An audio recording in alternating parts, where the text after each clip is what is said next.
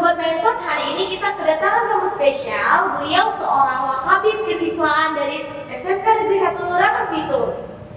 Selamat datang Bapak Otto. Selamat datang. Pak, boleh nggak perkenalkan diri dulu? Boleh. Perkenalkan diri, ya, nama saya Otto Hidayat. Itu adalah warisan pertama dari orang tua, ya. Kemudian apa lagi nih? Tanggal lahir mungkin ya. Iya. Tempat lahir saya berasal dari Ciamis. Ya, pas nanti kalau ulang tahun pas pencoblosan, yaitu pas hari Valentine ya. Tapi tidak usah dirayakan karena kita rayakan semua dengan untuk mencoblos ya, untuk ke TPS kalau yang sudah nyoblos. Kemudian apalagi untuk tahun, nah mungkin bisa titik-titik karena bisa kelihatan lebih tua mungkin. Oke, sebelum masuk ke pertanyaan selanjutnya, Bapak boleh nggak kasih tahu kita dulu riwayat pendidikan Bapak di mana aja? Kayak untuk pendidikan kebanyakan Bapak di Jawa Barat ya, karena dulu sebelum pisah Banten kita juga gabung yaitu di Jawa Barat. Mulai dari sekolah dasar juga di kampung ya, masih ngalamin bagaimana anak culunnya SD yaitu lebih sayang ke sepatu daripada kaki. Makanya pulang sekolah itu sepatunya digantung di leher gitu ya. Kemudian SLTP-nya Bapak lebih pilih ke MTS ya, ke di bawah Depag yaitu MTSN 1 Kawali di Kabupaten Ciamis. Kemudian melanjutkan juga ke SLTA-nya.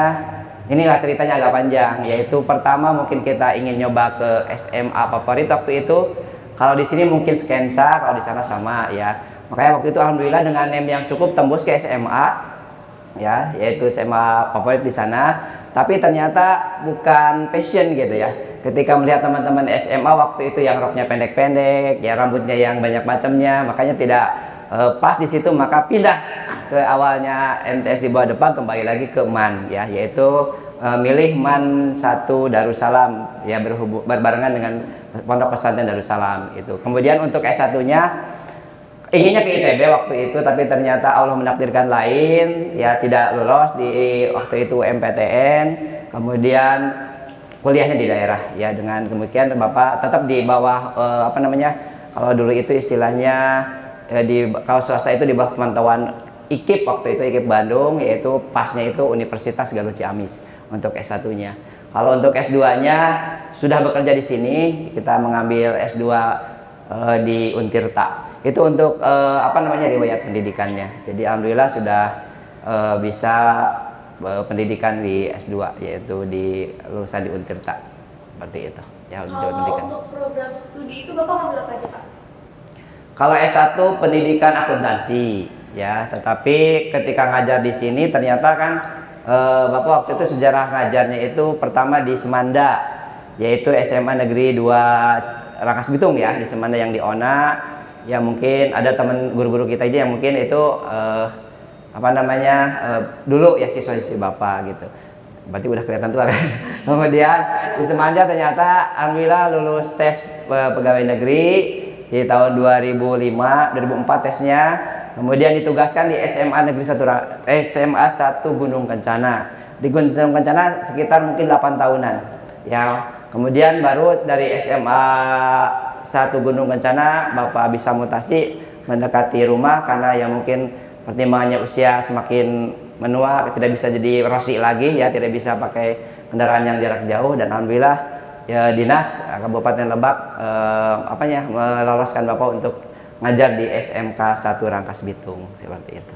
Oke, ngomong-ngomong nih Pak, Bapak udah berapa lama mengajar di SMK Negeri 1 Rangkas Bitung? Nah, dari perpindahan SMA 1 Gunung Kencana waktu itu kalau di SMA 1 Gunung Kencana kan di SMA aja ya, ngajarnya kan walaupun akuntansi tapi ngajarnya ekonomi waktu itu. Dan ekonomi adalah di jurusan IPS kalau di SMA. Masuk ke SMK 1 Rangkas Bitung itu tepatnya bulan Juli tahun 2012 ya. Itu berarti kalau sekarang udah 2024 berapa tahun tuh? 12 tahunan ya, sekitar 12 tahunan itu, hampir 12 tahun di SMK Rangkas Bitung. Itu ya, alhamdulillah sih mungkin secara apa masa kerja lebih lama di SMK Rangkas Bitung dibanding di Semanda ataupun di SMA Gunung Kencana ya. Jadi di sini yang paling lama mungkin ya, seperti itu. Bapak sekarang mengajar pelajaran apa di SMK Negeri 1 Rangkas Bitung? Untuk ngajar, karena Bapak basic S1-nya akuntansi, maka Bapak lebih banyak jamnya di akuntansi ya, atau akuntansi dan keuangan lembaga tepatnya gitu. Jadi Cuma mungkin karena ada tambahan-tambahan pekerjaan yang mungkin lebih banyak mengajar di kelas 3 ya. Yang kita tahu kalau kelas 3 kan mulai belajarnya bulan Januari sampai ke bulan April gitu, seperti itu. Oke, sebelum mengajar mapel AKL ada nggak sih pelajaran lain yang Bapak ajar? Ya, Papa pernah ngajar di ini jurusan ini apa nih? DKV. Kalau dulu kan namanya multimedia ya. Kenapa? Ya mungkin sebelum ditanyakan mungkin bisa cerita juga ya, karena waktu itu karena Bapak guru SMA, ketika ke SMK itu tidak dianggap guru SMK. Maka di SIM PKB-nya di kementerian ada penawaran untuk mengambil disebut dengan keahlian ganda gitu ya. Disebut dengan keahlian ganda. Jadi Bapak bisa ngajar. Dan Bapak itu sebenarnya selain ngajar di AKL bisa mengajar yang yang berbidang ya, bidang pendidikan di bisnis manajemen. Berarti kalau bisnis manajemen itu rumpunnya 1 AKL, 2 MPLB, kemudian pemasaran, dan semua jurusan itu pernah ngalamin ajar ya. Ditambah kalau yang di DKP yang dulu namanya MM pernah ngalamin juga karena ada keahlian ganda itu ya. Jadi yang tidak bisa ngajar mungkin di sini tata boga, kemudian apalagi TKJ itu ya belum pernah itu ya, TKJ apalagi sama teknologi industri ya mungkin yang belum. Kalau jurusan lain hampir pernah semuanya gitu. Jadi bagus banget ya Pak. Oke, sebelum mengajarkan Bapak katanya tadi udah mengajar di DKV dan juga akuntansi. Bapak pernah nggak sih jadi walos Pak? Kalau walos banyaknya di akuntansi ya. Makanya di AKL, di akuntansi itu sebelum jadi manajemen ya disebutnya ya. Kalau wakil ataupun tim itu disebut manajemen. Ya, kemudian pernah awalnya sih ketika dari SMA Gunung Kencana Bapak sedikit ngumpet-ngumpet ya di koprok di sana supaya tidak masuk ke manajemen. Tapi tidak lama ternyata beberapa bulan langsung ditarik ke manajemen, waktu itu masuk ke kurikulum. Ya, tim kurikulum waktu itu. Makanya di kurikulum merangkap menjadi wali kelas AKL, dan alhamdulillah program-program di wali kelas mungkin alumni-alumni yang bisa nonton ini bisa merasakan ketika Bapak jadi wali kelas. Tentu ada program keluar seperti program ke Baduy, program ke Bandung, itu khusus di kelas ya, di kelas yang mungkin Bapak walas waktu itu. Dan pernah ketika jadi walas AKL 1 mungkin ada program ke Bandung juga gitu ya. Itu ya mungkin sekarang yang tidak bisa diterapkan ya karena banyak hal faktornya, karena mungkin di manajemen ya itu mungkin. Oke, kan tadi Bapak udah jadi walas, Bapak juga pernah jadi kurikulum. Nah, ada nggak sih Pak tips-tips jadi pemimpin yang baik dan juga yang konsisten dan bertanggung jawab gitu Pak? Kuncinya ya kalau kita bicara pemimpin, bisnis jabatan, intinya kita jangan menginginkan sebuah jabatan, tapi terus pupuk diri kita menguasai semua kompetensi. Pasti orang yang membutuhkan ke kita itu akan menempatkan ya di posisinya. Dan alhamdulillah sampai saat ini Bapak tidak pernah ingin jadi apa, tapi tetap dipercaya gitu di jajaran manajemen gitu. Itu mungkin itu yang penting, kuncinya adalah kita tetap disiplin, kita terus asah kompetensi kita sesuai dengan kemampuan kita. Apalagi yang paling utama adalah komitmen ya, dan integritas kita terhadap pimpinan ataupun negara, itu yang paling pokok ya. Kalau kita masuk di jajaran kepemimpinan, itu mungkin tipsnya. Jadi yang mungkin bisa adik-adik ataupun para siswa diterapkan adalah kuncinya disiplin. Disiplin diterapkan dimanapun, baik dalam kehidupan kita sehari-hari, disiplin di sekolah. Berarti kalau kita disiplin itu tergantung lingkungannya. Ketika masuk sekolah, ikuti apa yang kita sepakati di tata tertib sekolah. Kalau kita di rumah, mungkin ikuti di rumah. Apa tugas kita sebagai anak? Apa tugas kita sebagai siswa? Itu mungkin kuncinya. Jadi kuncinya ya mungkin lebih menguat di kata disiplin itu ya. Oke, itu udah dikasih tips-tips nih. Ngomong-ngomong nih Pak, kan anak muda ini kan suka terjebak di fase zona nyaman. Gimana caranya kita keluar dari zona nyaman itu Pak? Keluar dari zona nyaman itu harusnya kita ingat bahwa tujuan kita itu bukan zona nyaman itu. Zona nyaman yang sekarang kita rasakan adalah merupakan sebuah fase yang harus kita lalui. Maka ketika fase, jangan di situ. Jadi kita harus bagaimana tujuan kita, target hidup kita gitu. Contoh, kita punya target nih, tujuan paling mulia adalah ingin membahagiakan orang tua. Bagaimana kita langkah-langkah membahagiakan orang tua? Ya itu. Ketika kita sudah zona nyaman, fasilitas dari orang tua sudah ada, main handphone dan sebagainya, kita tidak pernah belajar, mau kapan target itu tercapai? Minimal kalau mungkin umat muslim ya, kita pengen membahagiakan orang tua, niatin, saya minimal ingin memberangkatkan umrah orang tua, kan mulia. Tapi ketika kita ingin menggunakan umroh orang itu berarti kita harus mumpuni ekonomi, mumpuni kemampuan. Jadi dengan demikian berarti tidak akan terus di zona nyaman. Pasti orang yang sekarang menduduki zona nyaman itu sebenarnya tidak punya apa-apa, tidak punya target, tidak punya tujuan hidup yang mungkin akan berdampak pada kehidupannya yang akan datang gitu. Jadi intinya zona nyaman silahkan lalui. Nikmati lalui gitu. Jadi jangan selamanya dia ada di zona nyaman. Tetap kita pada target utama kemana ingin kita mengarahnya gitu. Kalau kita ingin menjadi orang sukses, ya ukuran sukses itu kan relatif. Mau seperti apa ukuran suksesnya? Apa mau jadi pejabat atau kita menjadi anak yang sudah berbakti orang tua itu udah sukses gitu. Jadi kembali ke diri kita. Cara mengetahui itu semua adalah dengan terus meningkatkan kompetensi. Dengan cara banyak membaca, kita banyak melihat orang-orang sukses, jadikan motivasi bagi diri kita untuk kita meninggalkan zona nyaman tersebut. Gitu. Oke, berarti kita juga terus asah skill juga ya Pak ya? Ya, update terus ya skill. Nah, dengar-dengar nih Pak, Bapak jadi guru GP, guru apa Pak? Penggerak ya. Penggerak. Oke. Boleh kasih tahu nggak sih Pak proses jadi guru penggerak itu seperti apa? Oke. Alhamdulillah ya, mungkin ketika dibuka gelombang di Kabupaten Lebak itu gelombang 6. Kalau di Kabupaten Lebak itu guru penggerak itu waktu itu baru 2, yaitu gelombang 2 dan gelombang 6. Kalau gelombang 2 itu guru-guru SMA, SMP, SD, TK. Kalau gelombang 6 itu dibuka untuk guru keran, ya, untuk guru SMK. Dan alhamdulillah Bapak lolos waktu itu dengan rekan yaitu Bu Eni, dan alhamdulillah bisa melalui pendidikannya selama hampir 9 bulan. Nah, guru penggerak itu merupakan sebuah program kementerian yang diharapkan dengan guru penggerak itu adalah menjadi pemimpin pembelajaran yang diharapkan ya. Pemimpin pelajaran itu apa? Di guru penggerak kita dilatih dari mulai bagaimana kita menjadi pemimpin pembelajaran, bagaimana kita menghadapi siswa yang memang harus menjadikan siswa sebagai student center, bukan guru yang mengatur. Kemudian di modul berikutnya juga kita belajar bagaimana penanganan kelas dan sebagainya. Bahkan yang modul terakhir, modul 3 adalah bagaimana menjadi manajer. Ya, jadi dengan demikian guru penggerak itu ada peluang untuk menjadi manajer. Kalau bahasa di sekolah mungkin bisa jadi kepala sekolah. Tapi yang namanya kepala sekolah kan kembali ke kebijakan daerah. Kalau kita mungkin ada rezeki bagus bisa jadi kepala. Kalaupun tidak, ya namanya jabatan jangan kita jangan kita inginkan terus ya. Yang penting kalau kita dikasih sebagai amanat ya kita laksanakan, seperti itu prinsip. Kalau prinsip Bapak seperti itu. Oke, cara Bapak memenuhi kriteria sebagai guru penggerak itu gimana sih Pak? Proses guru penggerak tidak mudah ya. Ada 3 tahap ke Witagul itu. Pertama kita menyampaikan esai atau jawaban yang mungkin pengalaman menjadi seorang guru. Nah, itu diseleksi sekitar 30.000 se-Indonesia mungkin, yang dipilih waktu angkatan 6 sekira kurang lebih 8.000, dan alhamdulillah mungkin di SMK itu baru Bapak yang terpilih sama Bu Eni 2 orang itu. Di angkatan itu ya. Di angkatan-angkatan berikutnya banyak kesini rekan-rekan Bapak ya. Di angkatan 7 Bu Haji Alpina, di angkatan 9 Pak Ikro juga masuk, Bu Haji Teti dan sebagainya. Ya mungkin, dan angkatan berikutnya sampai ke angkatan 11 yang sudah ada. Nah, untuk menjadi guru penggerak memang karena itu adalah program kementerian, itu ternyata tidak serta-merta mudah. Ya, setelah mengerjakan esai kemudian dinyatakan lolos, itu baru lolos tahap ke-1. Untuk lolos tahap kedua berarti kita harus mengikuti namanya praktek ngajar. Kemudian harus wawancara. Praktek ngajar apa? Kita direkam ngajar kita selama durasi 10 menit seperti ngajar di kelas gitu.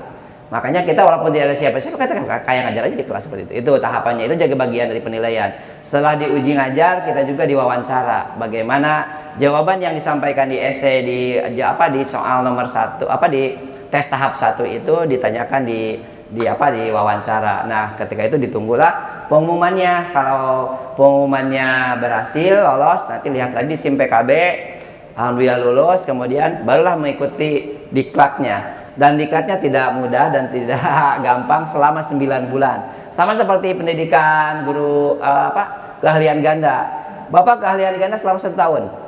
Ya, pendidikan ganda. Ya, keahlian ganda itu selama 1 tahun dan alhamdulillah lolos, yaitu Bapak mengambil waktu itu keahlian ganda selain AKL. Berarti kalau AKL berarti dari S1, dari pendidikan formal Bapak sarjana pendidikan. Kalau mungkin yang diambil sebagai keahlian ganda adalah multimedia. Waktu itu yang sekarang berubah karena udah di bidang seni ya, kreatif menjadi DKV.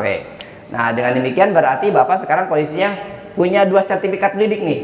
Satu sertifikat pendidik ekonomi dan akuntansi, yang kedua sertifikat pendidik MM, waktu itu sekarang berubah menjadi DKP. Jadi dengan demikian berarti Bapak bisa mengajar ini kalian semua gitu. Cuma mohon maaf waktu Bapak terbatas, di akuntansi dibutuhkan, jadi sampai hari ini tidak bisa ketemu.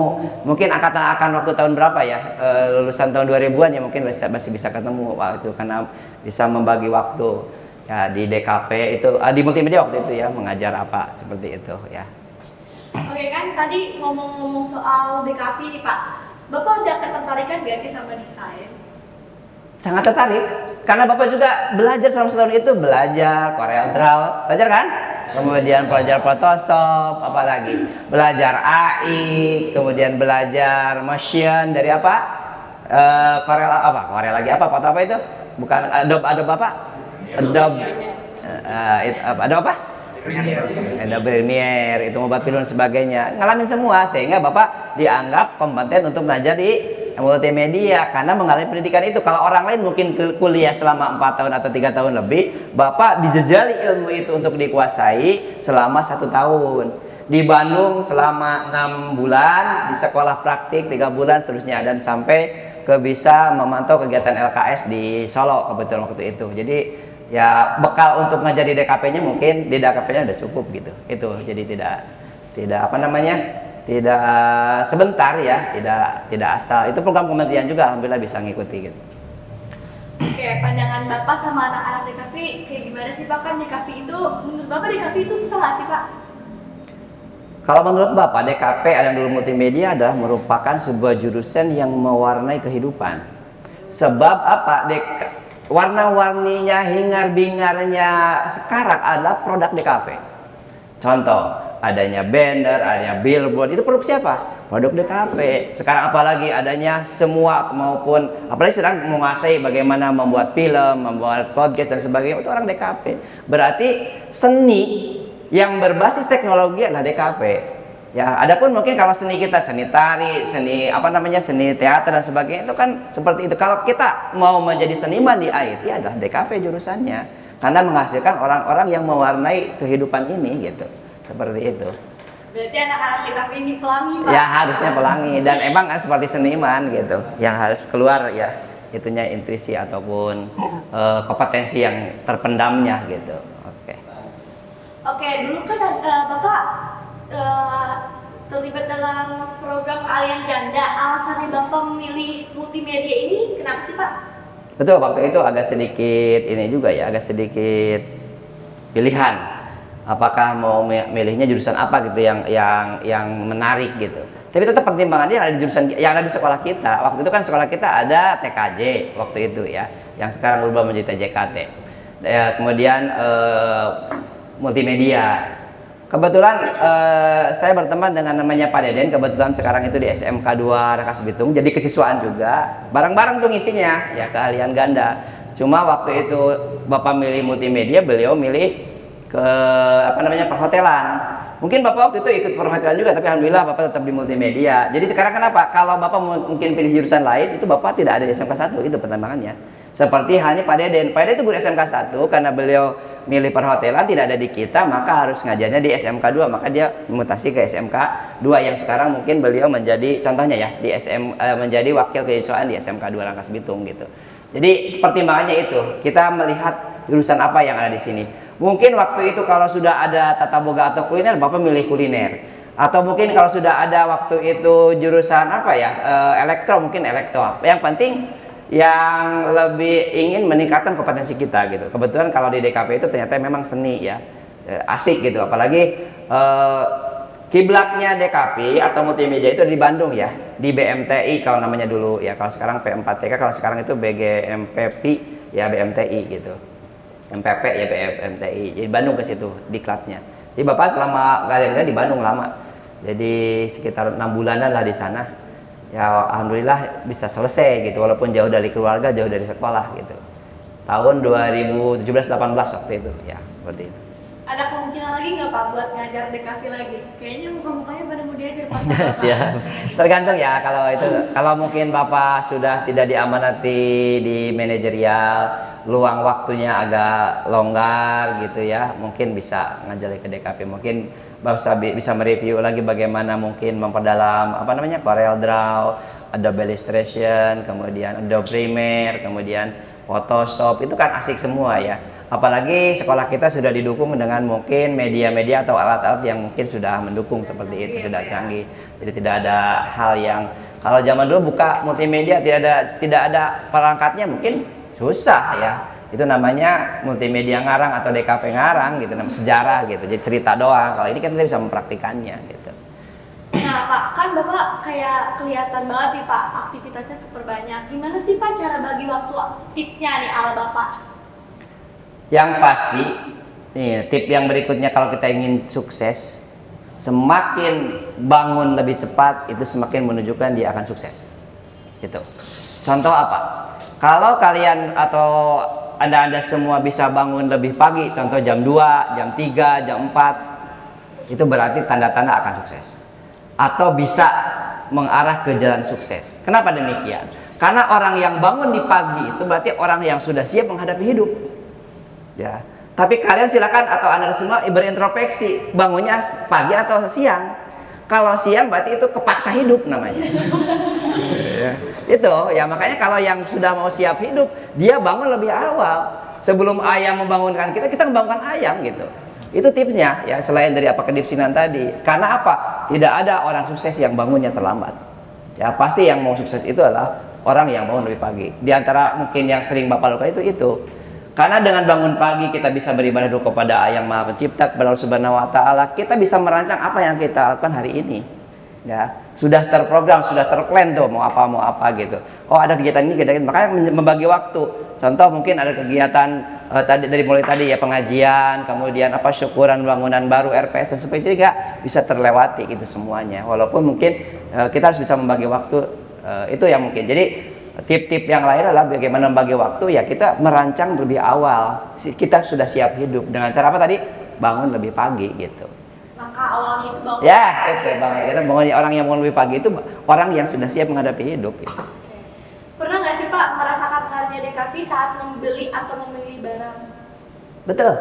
Dengan DKV kita bisa mengetahui barang itu berkualitas atau tidak dari mungkin kemasan. Kemasan kan itu produk DKV, dari mulai mungkin apa namanya print outnya, kemudian layoutnya, sehingga si konsumen itu akan tertarik pada apa yang dibuat oleh produsennya. Dengan apa? Dengan kemasan, dengan layout, dengan iklan dan sebagainya. Jadi yang menggiring konsumen membeli produk kita adalah bagaimana DKV memberikan gambaran bahwa produk itu berkualitas. Gitu. Itu sangat luar biasa. DKV itu bisa bermanfaat ke semua lini ya kehidupan gitu.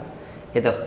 Menurut Bapak mendingan kayak cantik tapi kurang berkualitas, seperti misal kayak barang nih, atau berkualitas tapi tampilannya kurang menarik?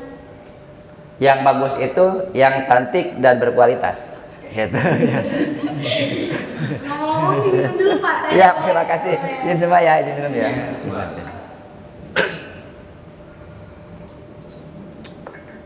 Alhamdulillah.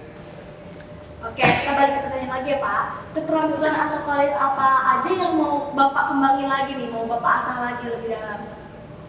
Ya, terutama mungkin sekarang sudah menghadapi masa ya 10 tahun atau 11 tahun Bapak ke Purna juga, berarti sekarang lebih banyak ke arah berbagi lah.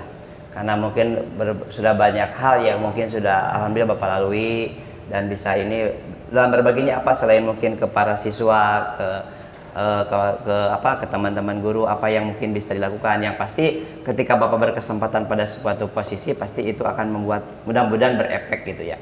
Mudah-mudahan berefek positif ya, baik kepada siswa maupun ke lingkungan sekolah gitu. Itu harapannya. Nah, dulu waktu Bapak sekolah nih, ngomong-ngomong jabat sekolah nih Pak, Bapak ikut organisasi apa aja sih Pak? Banyak ya. Karena sifat saya atau Bapak itu mungkin selalu ingin mencoba gitu. Pertama di SMA yang waktu saya tadi ceritakan itu, yang pertama masuk ke SMA politik, Bapak justru ngambilnya pencinta alam. Karena apa? Oh, karena yang pecinta alam itu asik gitu ya. Karena kita jenuh di sekolah itu ke alam lah. Makanya waktu itu ikut pelantikan juga di pecinta alam. Kebetulan waktu itu ke Gunung Galunggung di Tasikmalaya. Alhamdulillah bisa naik ke atas ya. Itu. Kemudian ternyata di pecinta alam ada yang kurang pas ya di hati gitu. Karena apa? Kita banyak kemah, udah kelihatan ada kegiatan-kegiatan yang kurang pas di hati, pindah ke pramuka. Dan di pramuka pun ternyata alhamdulillah sampai ke Bantara gitu ya. Itu mungkin kemudian di OSIS juga aktif. Nah, mungkin di mahasiswa nih yang luar biasa. Kebanyakan orang mungkin tidak asik terhadap sebuah disiplin. Kalau Bapak itu karena asik ke disiplin, maka yang Bapak ambil di organisasi kemahasiswaan adalah bukan hal yang lain. Yang pertama yang berhubungan dengan bisnis koperasi mahasiswa, yang berhubungan dengan peningkatan kedisiplinan, Bapak gabungnya di resimen mahasiswa. Mungkin sekarang kurang populer ya tentang resimen mahasiswa. Kalau zaman-zaman Soeharto itu anak emasnya mahasiswa. Karena yang hampir semua resimen mahasiswa itu punya beasiswa ya. Ya kalau di resimen mahasiswa itu dulu pendidikannya pun luar biasa. Kalau tidak salah 1 bulan ya atau 2 bulan itu di pendidikan secata di Pangalengan. Jadi persis kita sebagai tentara tamtama dididiknya itu tidak ada beda sedikit pun. Makanya waktu itu Bapak mungkin kalau kamu tahu masih muda gagah ya, gitu ya. Karena didikannya didikan militer gitu, pegang senjata pun biasa gitu. Bahkan jalan pun waktu itu rekor jalan dari namanya itu Napak Tilas pasukan Siliwangi, yaitu dari Kuningan sampai Sumedang selama 4 hari dengan membawa senjata dan sebagainya. Itu mungkin jadi di situ mungkin yang menimpa diri Bapak ya, ke hal disiplinan, kemudian ke hal yang mungkin apa yang kita bisa lakukan hari ini, apa yang kita bisa manfaatkan di kesempatan tersebut, itulah yang mungkin bisa diambil. Kebetulan ada pendidikan resimen Bapak ambil gitu. Itu pengalaman yang luar biasa di situ. Itu mungkin pengalaman di organisasinya. Oke Pak, Bapak pernah nggak sih waktu kuliah gitu stres sama tugas atau kerjaan gitu? Gimana sih Pak cara mengatasinya? Pasti di semua posisi ya, baik sebagai siswa, sebagai mahasiswa, sebagai pekerja itu pasti mengalami yang namanya stres ya. Apalagi yang namanya stres itu ketika kita tidak sesuai dengan keinginan. Ya, sebenarnya banyak cerita ya tentang kehidupan Bapak ya. Sampai Bapak berada di sini itu banyak cerita ya. Ketika apalagi sampai ke Rangkas gitu coba. Mungkin pertanyaannya kurang dikit ya ke arah cerita itu. Betul. Ya mungkin ketika di sekolah itu kayaknya SMK 1 nggak begitu berat ya pendidikannya. Kalau Bapak waktu di Madrasah Aliyah itu yang berat itulah kita harus menghafal 1 buku.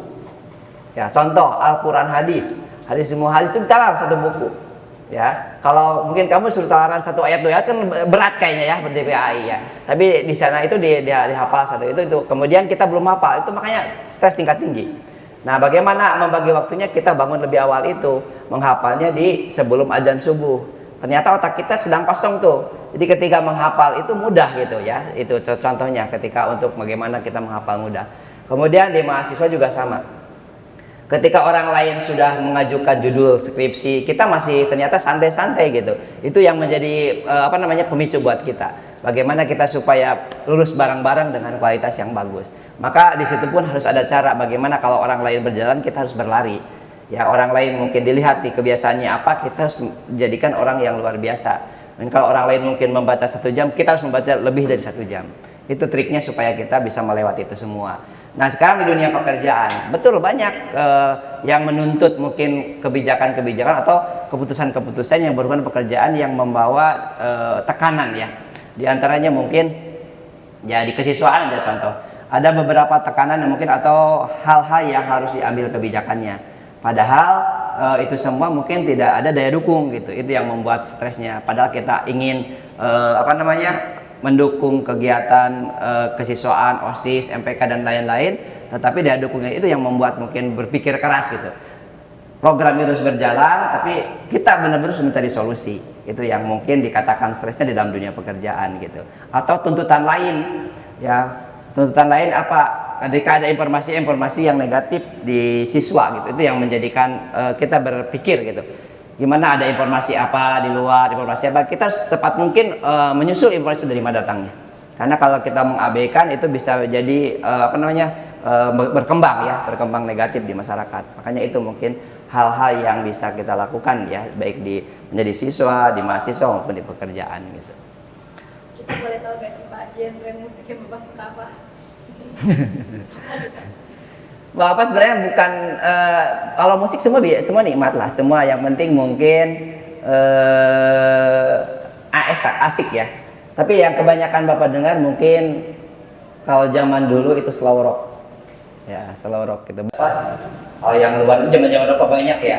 Dari mulai JNR, kalau yang di Indonesia Dewa gitu. Kalau yang luarnya mah JNR, Metallica kayak gitu ya, seperti itu. Itu genre-genre mungkin yang bisa diikuti. Oke, balik lagi nih Pak. Pengalaman terbaik Bapak saat kuliah itu ada apa aja? Pengalaman terbaik atau lagi seneng-seneng bareng mahasiswa lain gitu? Nah, walaupun Bapak kuliah di daerah, ya mungkin kalau dicontohkan di sini adalah harapan saya seperti itu. Kita bangganya selalu kepilih menjadi perwakilan mahasiswa yang kumpul di Jawa Barat waktu itu. Kita kumpul dengan ITB, kita kumpul dengan Unpad, kita kumpul dengan IKIP waktu itu, dan itu menjadikan hal yang luar biasa. Kita menjadikan rasa percaya diri ke diri kita gitu. Mungkin teman-teman yang waktu itu bisa gabung, bisa kebetulan melihat ini, mungkin ingat ya waktu itu kegiatan tentang ekonomi mahasiswa waktu itu.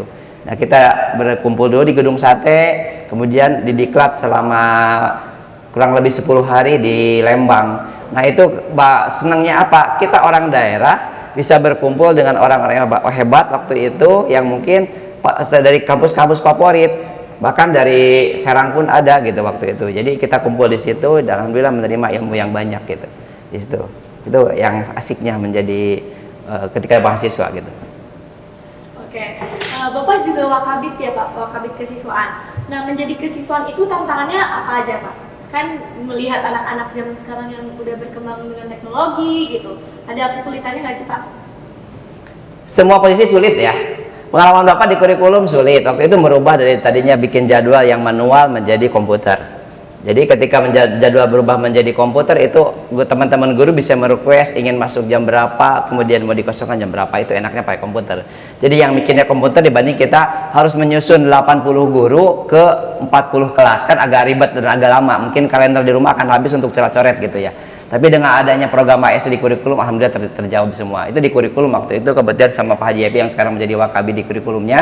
Kalau Bapak digeser menjadi wakil sarana prasarana sebelum kesiswaan, ya. Kemudian ternyata di sarana prasarana bukan hanya wakil sarana prasarana, Bapak itu menjabat menjadi bendahara sekolah juga.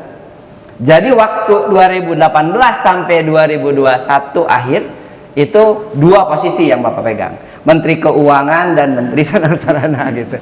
Jadi Menteri Keuangan kan tahu SMP 1 sekian M kan harus dikelolanya gitu. Ya betul, M-an gitu. Ya bayangkan oleh kamu 2 posisi yang sekarang mungkin dijabat oleh 2 orang, waktu itu Bapak jabat sendiri. Wakil sarana prasarana sama dan keuangan itu lebih rumit dibanding kesiswaan sekarang. Ketika masuk kesiswaan Bapak asik, kenapa? Ketemu dengan orang-orang cantik gitu ya. Kalian semua dengan dengan orang-orang yang semangat gitu. Kalau di sarana prasarana Bapak mikir kumaha yang ngarehab ini, Bapak mikir kumaha nyeting SMK berubah wajahnya. Alhamdulillah kan berubah wajah. Waktu itu kebetulan di masa Bapak sebagai wakil Sarpas bisa ada gedung TEPA, kita bisa menyeting lagi tampilan-tampilan, ada gapura berubah di pojok ya.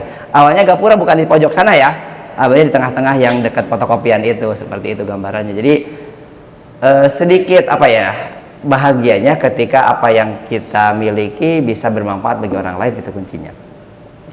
Jadi kalau kita bisa memberikan kebermanfaatan bagi orang lain, memberikan jejak, adalah sebuah mungkin kebahagiaan tersendiri dalam diri kita. Nah, ketika ditanya bagaimana mengelola siswa, ya asik, kita tinggal mendengar apa yang diinginkan siswa, kemudian kita membuat program, kemudian melaksanakan evaluasi, apalagi kalau didukung dengan dukungan yang mumpuni cukup. Ya, contoh, ketika Bapak pertama menduduki kesiswaan, mendengarkan banyaknya yang main game waktu itu, inginnya yang Mobile Legends, FN, maka lahirlah ekstrakurikuler e-sport, ya itu.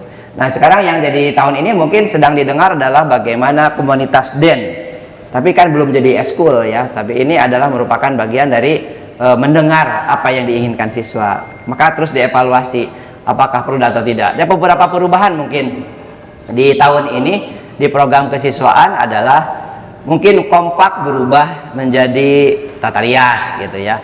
Nah, jadi lebih banyak ke bagaimana memake up. Kalau dulu kan bagaimana membuat apa, memasak dan sebagainya. Seperti itu sedikit bergeser lah.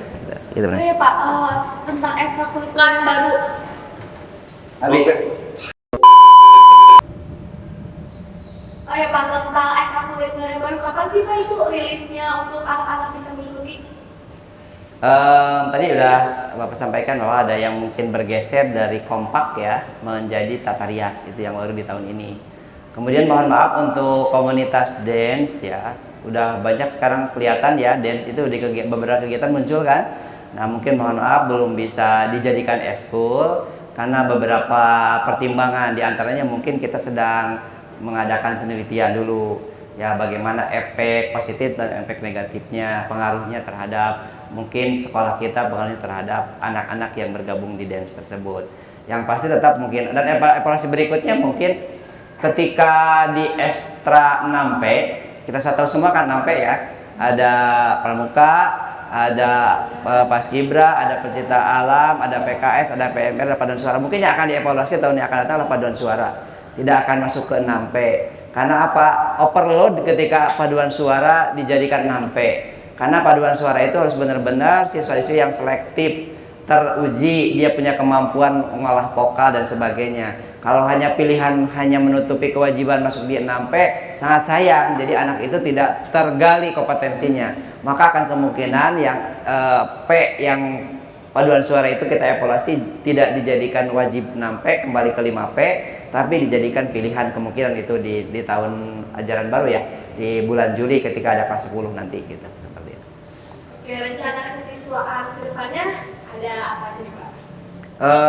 Di antaranya mungkin selain dari ekstrakurikuler yang sudah ada, mengoptimalkan prestasi juga. Kebetulan kita punya atlet ya yang sudah banyak prestasi, kemungkinan kita akan mengawal itu. Kalau tahun kemarin banyak di silat, karate, kemudian badminton dan renang, sekarang mungkin ke arah atletiknya. Kalau kemarin mungkin atletiknya diambil oleh sekolah tetangga, tapi sekarang harus ada di sekolah kita. Itu mungkin yang berhubungan dengan O2SN.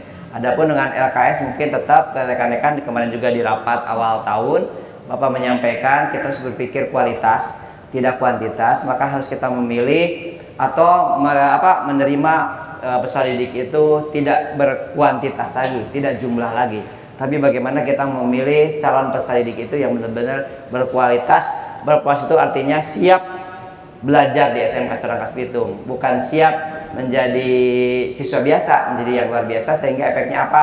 Efeknya ketika ada ajang-ajang prestasi itu mereka benar-benar siap menghadapi itu semua.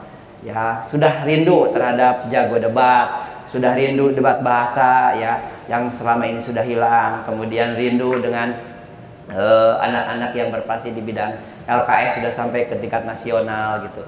Waktu itu yang sampai ke nasional itu yaitu bisnis manajemen, akuntansi, MPLB, pemasaran. Ternyata 3 jurusan itu dihilangkan LKS-nya, maka SMK 1 hanya peluang aja di TJKT ya. Alhamdulillah pun kemarin masuk ya kedua ya itu yang bisa di LKS bicara. Tapi harapannya itu ke situ ya untuk di kesiswaan. Untuk hal-hal yang lain mungkin program-program di kesiswaan kan kita tahu untuk pendisiplinnya kita selalu ada kegiatan perekaman ya bagi siswa-siswa yang terlambat, melanggar tata tertib. Itu tujuannya itu kita mendokumentasikan apa yang kamu perbuat di sekolah itu ya. Kemudian ketika ada orang tua yang memerlukan tinggal print out. Maka kita menciptakan kesiswaan tahun kemarin ya, di Januari lahirnya 2023 Bapak menjabat pertama di kesiswaan, lahirlah era itu apa? Electronic Record Attitude. Kita merekam sikap perilaku terutama yang menonjol dulu, seperti apa? Kesiangan, rambut gondrong, atribut tidak sesuai dengan sekolah, itu terekam. Atau mungkin siswa-siswi yang melanggar terhadap komitmen kita, itu tata tertib bukan Bapak yang bikin loh ya, wakilnya di OSIS dan MPK atau perwakilan kelas yang menyepakati ini yang mungkin harus kita terapkan itu di kesiswaan seperti itu. Jadi itu program itu sudah dihakikan loh, jadi bisa digunakan oleh SMK 1 mungkin masih nama Bapak itu sekitar 15 tahun bisa dimanfaatkan, dan tinggal pemanfaatannya aja mengoptimalkan ya. Kenapa sekarang tidak seperti optimal? Karena Bapak belum menyampaikan di hari Senin upacara. Biasanya kan Bapak rutin setiap 1 bulan sekali lah menyampaikan mana yang pelanggar tertinggi tuh ya, maka akan diumumkan di upacara. Maka nanti efeknya apa? Wali kelas membina ke anak tersebut ya setelah membina berarti mudah-mudahan ada perubahan, dan pasti ketika disampaikan di ruang rapat itu di ruang upacara itu, si anak mungkin mudah-mudahan ada pembelajaran di situ ya supaya tidak muncul lagi. Dan Bapak tidak nyebut nama biasanya di pengumuman itu, hanya menyampaikan kelasnya saja. Jadi kamu sama-sama mengingatkan gitu. Itu program-program negeri Islam. Yang program berikutnya adalah terus mendengar ya, mendengar apa yang siswa inginkan. Di antaranya itu apa sih yang inginkan? Contoh kemarin nih di angkatan OSIS sekarang pingin gimana sih kita refreshing jalan-jalan ke Bandung. Alhamdulillah kan terrealisasi juga jalan ke Bandung, walaupun mungkin ya belum optimal lah. Minimal dengan adanya program-program seperti itu, nanti calon-calon pengurus OSIS itu ada minat gitu, ada keinginan, oh ternyata di OSIS itu asik. Selain mengerjakan program-program, kita juga bisa refreshing mungkin kalau tahu sekarang ke Bandung, nanti ke depan ke Singapura gitu.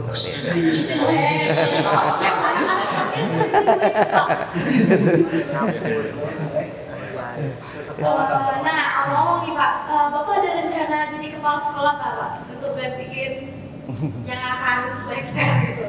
Kalau kepala sekolah itu berarti kan jabatan. Prinsip dari Bapak, yang namanya jabatan Bapak tidak akan mencarinya. Jabatan itu amanah, itu prinsip. Makanya kalau orang lain dengan ingin jadi kepala sekolah dengan berbagai macam cara, Bapak no.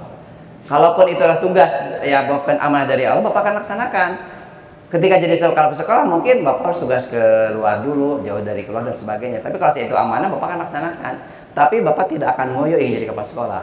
Ya walaupun memang sekarang secara kriteria sudah masuk, ya sudah masuk mungkin ke calon kepala sekolah. Tapi kan yang namanya calon kepala sekolah kan banyak seprovinsi Banten. Jadi silakan saja yang benar-benar obsesi. Kalau Bapak mungkin segini juga ketika diamanati kalau diamanati itu akan dilaksanakan. Karena apa? Kita ingat ke hadis lah. Ya, kulukum ro'in wa kulukum ro'in ila. Kita akan ditanya apa yang dipimpin. Ya, ketika kita tidak bisa memimpinnya, maka itu yang menjadi tidak amanah. Ketika tidak amanah, ya mungkin neraka aja jaminannya. Itu mungkin yang menjadi prinsipnya. Nah Pak, kata anak-anak di SMK 1 itu Bapak ganteng. Menurut Bapak gimana tentang tanggapan itu Pak? Masa Bapak biasa-biasa aja? Jangan bisa katakan. Ya, itu terlalu sensitif, terlalu sensitif gitu. Ya karena kalau lihat foto SD mungkin bubar semua. Iya, jauh beda ya, jauh beda gitu. Apalagi waktu masa-masa perjuangan hidup lah.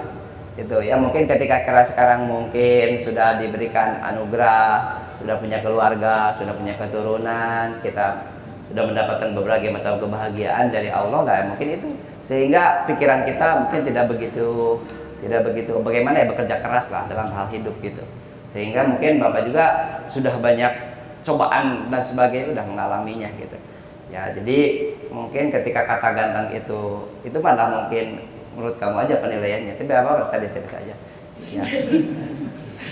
Ada pesan gak Pak buat siswa-siswi yang masih malu menunjukkan keterampilannya atau bakatnya, yang agar itu bisa aktif gitu di sekolah atau di kelas? Ya itu misi harapan Bapak di Keisha itu silahkan siswa semuanya mengekspresikan diri ya, mengembangkan kompetensinya sesuai dengan keinginan dan potensi yang ada dalam diri gitu. Jadi tidak akan ditutup itu, tidak akan dihalangi gitu, silahkan dikembangkan gitu.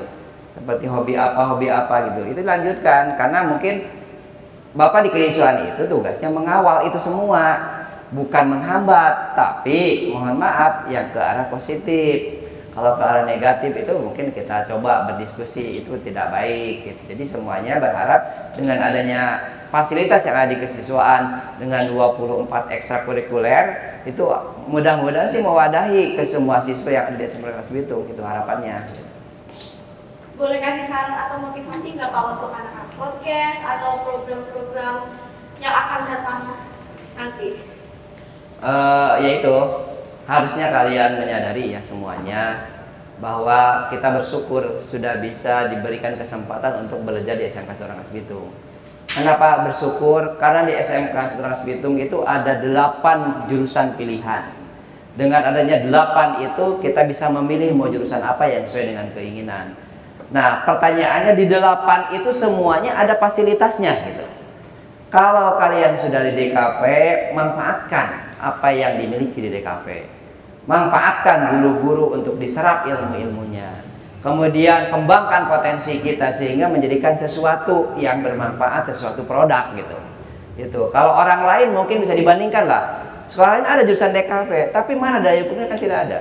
Ya, kita sudah punya teaching factory gedung ini, sudah bisa berproduksi, fasilitas ada gitu.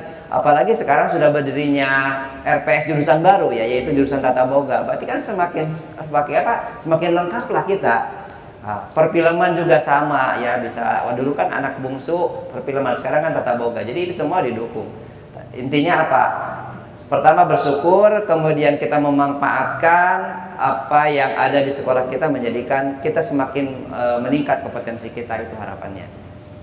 Oke Pak, sebelum ke pertanyaan terakhir, boleh nggak sih ceritain sedikit tentang gimana sih Bapak bisa dari Ciamis ke Rangkas? Kan jauh banget nih Pak.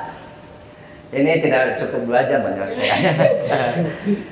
Begini ya, dari dulu Bapak dilahirkan dari keluarga pejuang lah. Pejuang kemerdekaan bukan, pejuang itu pejuang ekonomi. Karena mungkin Bapak mohon maaf dari keluarga yang biasa, dari buruh tani, sudah kebayang lah bagaimana. Tapi Bapak selalu bercita-cita, berkeinginan bagaimana membalikan kehidupan. Tadi Bapak sudah sampaikan, kita harus punya prinsip bagaimana membahagiakan orang tua. Tujuan membahagiakan, contoh kita ingin menaikkan haji orang tua, itu kan mulia. Ya. Kalau dihitung-hitung secara ekonomi Bapak tidak mungkin. Ketika Bapak sekolah saja, tetangga terus terang itu mencemoohkan. Buat apa sekolah? Ya, presiden sudah ada, menteri sudah ada, gitu, ngapain gitu? Mendingan nyangkul atau meningkat ke luar daerah, jualan, bangun rumah, menikah. Kebanyakan di dalam Bapak seperti itu. Tapi Bapak mungkin salah satu anak yang tidak berpikir begitu. Ya, bagaimana kita justru harus meningkatkan pendidikan dulu. Makanya Bapak dengan berbagai macam cara, setelah lulus dari SLTA, Bapak berangkat ke Bandung tanpa diikuti orang tua, ya, ingin tes di ITB. Ya, waktu itu Bapak memilih geodesi geologi. Ya, mungkin kalau lulus itu mungkin Bapak bekerja di BMG atau pemeriksa vulkanologi. Ya, bagaimana mendeteksi gunung itu akan meletus dan sebagainya. Mungkin waktu itu Bapak bekerja lulus di ITB, mungkin bekerja dengan Mbah Marijan di Gunung Merapi, mungkin sudah meninggal gitu ya, karena meletus gitu. Tapi tidak seperti itu. Ternyata Allah menakdirkan lain. Cerita Bapak ketika di Bandung tidak punya bekal, bagaimana bisa hidup? Ya, Bapak berjalan di Bandung itu nyari lowongan kerja. Dan alhamdulillah dapat pekerjaan jadi operator pabrik pembuat gorden. Ya, gorden transparan. Nah, di situ alhamdulillah bisa masuk. Itu sambil menunggu tes, dan pengumuman gitu di Bandung itu. Alhamdulillah setiap seminggu dapat uang. Ya, pekerjaan sih mudah, cuma memindahkan benang emas yang besar ke gulungan kecil gitu, nunggu gitu aja. Kalau udah penuh ganti gitu ya. Sambil nunggu pengumuman gitu. Alhamdulillah orang tua pun selama itu tidak dibebankan. Jadi itu dari dulu gitu Bapak, tidak dibebankan. Jadi bisa. Ya, ternyata Allah menakdirkan lain. Mungkin kalau Bapak ditakdirkan lulus ITB ceritanya begitu, dan ternyata pengumuman sudah tiba waktunya tanggal 30 Juni waktu itu tahun 92 atau 93 ya. Bapak membaca pengumuman itu, surat kabar pikiran rakyat Jawa Barat di atas jembatan Kota Cimahi, dan ternyata Bapak mencari koran sebanyak itu tidak ada nama Bapak. Nah, disitulah mulai hidup ini seperti tidak bermakna. Karena apa? Karena Bapak merasa gitu, mungkin kayak itu bisa gitu. Karena merasa mungkin itu yang sombongnya dalam diri gitu. Ternyata kan Allah menghendaki lain. Bapak tidak bisa jadi orang teknokrat gitu ya. Tidak, mungkin kalau jadi orang teknokrat Bapak tidak ada di podcast ini gitu. Ya mungkin di lulusan ITB dan sebagainya. Ternyata Allah menghendaki, maka setelah itu mungkin Bapak ditegur oleh Allah supaya kamu baiknya menjadi guru. Nah, akhirnya setelah tidak lulus tuh di ITB, Bapak pulang ke Ciamis dari Bandung. Itu kalau keluar rumah malu, ya, karena tidak lulus ITB, ya, sehingga malu, saya malas keluar rumah, maka Bapak terhidap penyakit waktu itu, ya, disebut dengan tuberkulosis, batuk terus ya selama 3 bulan, maka Bapak divonis menjadi pengidap penyakit TBC waktu, maka harus berobat selama 6 bulan, dan ternyata, nah di situ Bapak merasakan bagaimana hidup tidak hidup. Kalau Bapak lihat foto mungkin tinggal tulang dengan kulit. Ya, akibat apa? Akibat menggerogotinya bakteri tuberkulosis itu. Kenapa sih bisa terjangkit itu penyakit? Karena Bapak malu keluar, gabung main tidak bisa karena malu dan sebagainya, bersaksi tidak bisa, di kamar aja gitu. Menanggung malu tidak bisa melanjutkan itu. Ya. Kemudian setelah itu lewati berobat terus selama 6 bulan, ada seorang teman mendekati ke rumah. Itu fungsinya teman, membangkitkan motivasi. Kemudian kita jangan jauh-jauh kuliah yang di mana aja gitu. Nah, itu fungsi teman ya. Ketika kita sedang terpuruk untuk membagikan motivasi lagi, ya. Dengan demikian berarti teman itu mau itu sekolah di dekat rumah aja, dah itu papa masuk di universitas itu. Ya tidak. Makanya kalau sudah pendidikan berarti kan bapak jadi guru tuh. Udah stop cerita. Jadi bapak pernah mengalami satu itu terpuruknya hidup ketika tidak lulus SMPTN. Oh, sekarang SMPTN ya. Kalau dulu MPTN gitu. Yang kedua, setelah lulus kuliah dan kuliah terus terang bapak banyak gratisannya. Karena bapak jadi resimen, maka bapak hidup di kampus. Ya, bisa makan di kampus, bisa segala macam. Apalagi kalau ada kegiatan itu ya banyak makanan gitu ya. Jadi minimal untuk bekal besok dan malam itu ada gitu ya. Yang paling ingat itu zaman kuliah adalah mungkin hal yang tidak dilupakan adalah kopi satu saset ya, itu diseduh 2 kali untuk sore dan besok pagi gitu. Ya itu kita boleh menyebutkan merek kan ya. Ya jadi itu diseduh 2 kali, itu perjuangan lah. Tapi alhamdulillah, nah, setelah lulus kuliah tidak pulang ke rumah. Tetap kita sebagai anak laki-laki itu bagaimana kita keluar. Ya, bagaimana keluar, kemudian setelah itu bapak merantau ke Jakarta. Kalau tadi lulus SLTA ke Bandung, saya ke Jakarta. Alhamdulillah ke Jakarta itu bekerja dari awal, dari bawah. Dari mulai tukang parkir ngalamin Bang. Tukang parkir, kemudian operator komputer dan sebagainya gitu ya. Ngalamin sampai alhamdulillah bisa bergabung di pengelola gedung Bursa Efek Jakarta waktu itu ya. Jadi pengelola gedung yang mungkin tahun 2000-an 99-an itu orang lain belum punya handphone, bapak udah kebeli handphone, udah kebayang ya. Handphone tahu sendiri kan, mereknya Motorola yang seperti pamer dog anjing itu yang gede gitu ya. Jadi kalau anjing dilempar pasti mati gitu. Ya, itu mungkin ceritanya. Nah, ternyata satu hal lagi, ada pelajaran buat kita semua nih. Ketika sudah kita bekerja dan alhamdulillah mendapatkan penghasilan yang luar biasa di situ, ya. Satu hal yang harus kamu ingat itu jangan ke siapa-siapa. Tapi yang pertama harus ingat ke orang tua. Ya. Kebetulan waktu itu terus terang Bapak menyampaikan di sini mungkin tahun 2000 itu sudah punya calon pasangan hidup lah, ya gitu. Calon pasangan hidup kebetulan Bapak di Tasikmalaya. Mudah-mudahan ini nonton gitu. Jadi mungkin sampai saya tidak ingat ketemu ya.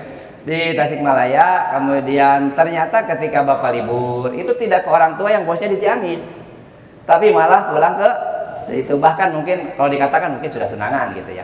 Sudah tunangan itu. Nah, setelah tunangan itu kemudian Bapak bekerja, tidak ingat ke orang tua, ingatnya ke itu ya. Kalau kamu mungkin pacar atau apa, kalau pacaran masih ada ya. Kalau udah tunangan, kalau udah ke cincin gitu ya. Ditegur oleh Allah ternyata. Makanya ketika kita punya kebahagiaan itu harusnya ke orang tua, jangan ke siapapun, walaupun itu statusnya tunangan. Tegurannya apa? Tahun 2000 itu semenjak awal mula adanya bom di Indonesia, maka di pengelola gedung Bursa Efek Jakarta itu meledaklah bom. Ya, kebetulan Bapak sedang jaga juga, sedang bertugas sekitar jam 4 sore. Ya, itu tidak terdeteksi. Bapak masih ingat di CCTV mobil sedan warna merah masuk ke parkir lantai 2 ke bawah, berarti basement 2. Sekitar jam 4 sore itu meledaklah mobil itu ya. Otomatis karena guncangannya itu luar biasa sehingga kaca-kaca di lobi itu turun semua. Bursa Efek Jakarta itu 2 tower di Jalan Sudirman ya, kalau kamu lewat di depan GBK gitu ya, itu kaca hampir turun semua ya. Maka kondisinya kondisi chaos ya, kondisi cuma tidak kebayang. Dan diteliti gedung itu harus bisa ambruknya harus dengan 6 mobil. Ternyata dengan 1 mobil hanya titik-titik yang mudah jatuh aja yang itu sangat luar biasa kacaunya ya. Terutama mungkin yang berkantor di lantai 34. Kebetulan lantainya 34 2 tower ya. Ya kalau Bapak waktu lihat-lihat yang dari atas kecil-kecil kok nggak kelihatan ya. Semua kacau. Bahkan mobil pun berserakan segala macam. Kalau kamu pengen bawa mobil tinggal bawa aja itu waktu itu kalau mau gitu. Nah, itulah tegurannya. Efeknya apa? Karena Bapak posisi pengelola gedung berarti kecolongan kan? Kecolongan bisa bawa mobil masuk ke gedung. Nah, itu teguran. Maka sekian minggu sekian dia. Kebayang oleh kamu apa coba? Kena PHK. Ya. Kenapa itu bisa kena PHK? Karena kita sudah punya uang banyak, punya gaji besar, tidak ingat ke orang tua. Jadi yang kalau kamu ingat sekarang nanti kalau udah punya penghasilan, yang paling utama sebelum ke siapapun adalah ke orang tua. Maka Bapak ditegur itu. Ya, ditegur kemudian meledaklah, makanya Bapak kena PHK. Nah, disitulah bayangkan oleh kamu. Cobaan hidup yang pahit kedua. Sudah mah di PHK. Pas main lagi kasih ke orang tua, calon perempuan itu mengatakan, "Aa, silahkan cari kerja lagi, si Neng biarkan tenang kuliahnya." Bagaimana menusuknya ke dalam hati kita, ya. Galau tingkat dewa lah itu, ya. Benar. Kalau kamu pacar biasa nggak, Mak? Bayangan ini udah pasti kok, ya. Itu artinya berarti saya waktu itu karena mungkin bisa dikatakan lagi down, itu menyimpulkan bahwa itulah memutuskan secara halus. Tasik Jakarta penuh dengan air mata pulang. Ya, itu. Ya, itu ceritanya. Kebayang oleh kamu coba. Sudah mau pekerjaan di PHK, ternyata kan hubungan juga diputuskan. Ya. Nah, kalau Bapak kan kebetulan Bapak tinggalnya di daerah Udi Jami, dekat Kebayoran. Selalu tiap pagi nongkrong tuh di stasiun Kebayoran. Yang waktu itu mungkin keretanya banyak yang muat ayam, daun segala macam. Nah, Bapak iseng naik kereta. Yang Bapak tumpai kereta itu sambil ngelamun gitu ya, ternyata berhenti di Rangkas Bitung. Dan itu awal mula mungkin Bapak tinggal Rangkas Bitung. Jadi bawa kereta bahasanya gitu ya. Bawa Rangkas Bitung. Nah, setelah sorenya itu balik lagi, muter-muter tuh ke alun-alun. Alun-alun bukan masih tidak seperti itu, masih ada pagar-pagar jalan-jalan yang di Winangun juga masih pohon-pohon tua. Yang Rabinsa juga bukan Rabinsa seperti sekarang, tapi masih pabrik minyak dan ruyuk gitu, masih itu. Ya berarti untungnya Bapak waktu itu naiknya bukan Patas, waktu itu kereta namanya ya. Patas itu kan berhenti terakhir di mana? Di mana? Kalau mungkin Bapak naik itu mungkin Bapak di mana gitu tinggalnya gitu. Itu perjalanannya, dan alhamdulillah semakin sering ya ketemu, alhamdulillah ada peluang untuk bisa berbagi, dan teguran itu oleh Allah Bapak artikan bahwa Bapak harus kembali menjadi pengabdi negara. Artinya apa? Pengajar.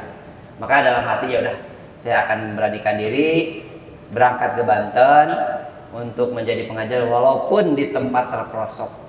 Dan benar, pas ditugas tanah SN kan di jauh sekali di Gunung Kencana gitu. Itu semua jawaban tuh jawab oleh Allah ya, semua doa kita itu gitu.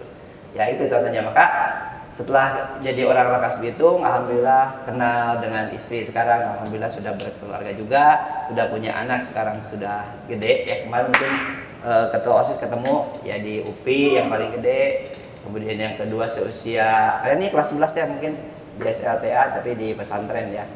Nah, yang terakhir anak Bapak ada di Bepas ya, di SD Al Husna kelas 5. Itu mungkin sebuah perjalanan hidup Bapak, mungkin yang positifnya bisa diambil pelajaran.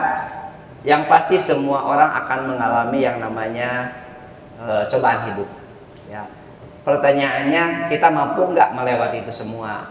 Kita mampu nggak melewati kemudian terus bangkit ya, sehingga kita menjadi orang yang mungkin sesuai dengan keinginan kita. Itu mungkin. Oh, berarti ini perlu kaliku banget ya Pak ya.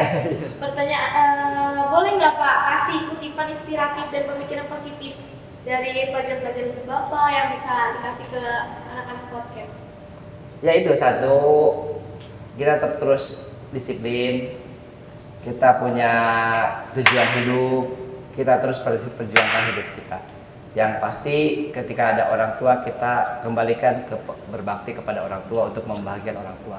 Pasti kalau ada punya tujuan, orang itu pasti dia akan kembali ke track atau ke tujuan ya. Bagaimana dia mencapai kebahagiaan hidup tersebut gitu. Oke, Sobat Menpod, kita sudah ada di penghujung acara kali ini bersama. Makasih ya Bapak, kasih pelajaran hidup banyak banget nih buat kita. Oke, sebelum kita tutup.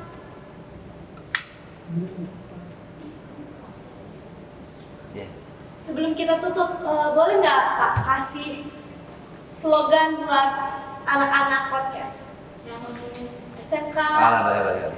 Ya tetap ya. Nah mungkin pertanyaannya, kalian sudah menyadari nggak bahwa pilihan Anda semua ini ke DKV? Berarti kalau sudah sadar, kamu harus berintrospeksi diri. Sudah dikuasai belum ilmu kedekapiannya itu? Sudah menguasai belum gitu? Kalau belum masih terus digali gitu ya. Makanya tetap kita harus semangat. Ya Bapak akan coba menyemangati kalian dengan seperti biasa. SMK bisa. SMK Sekensa luar biasa. Oke, tepuk tangan kita semua. Udah, Buat sobat Medpod yang masih penasaran episode-episode selanjutnya, kita bakal undang siapa lagi nih? Jangan lupa stay tune ya teman-teman, dan juga jangan lupa subscribe, like, dan share ke teman-teman kalian. Dadah!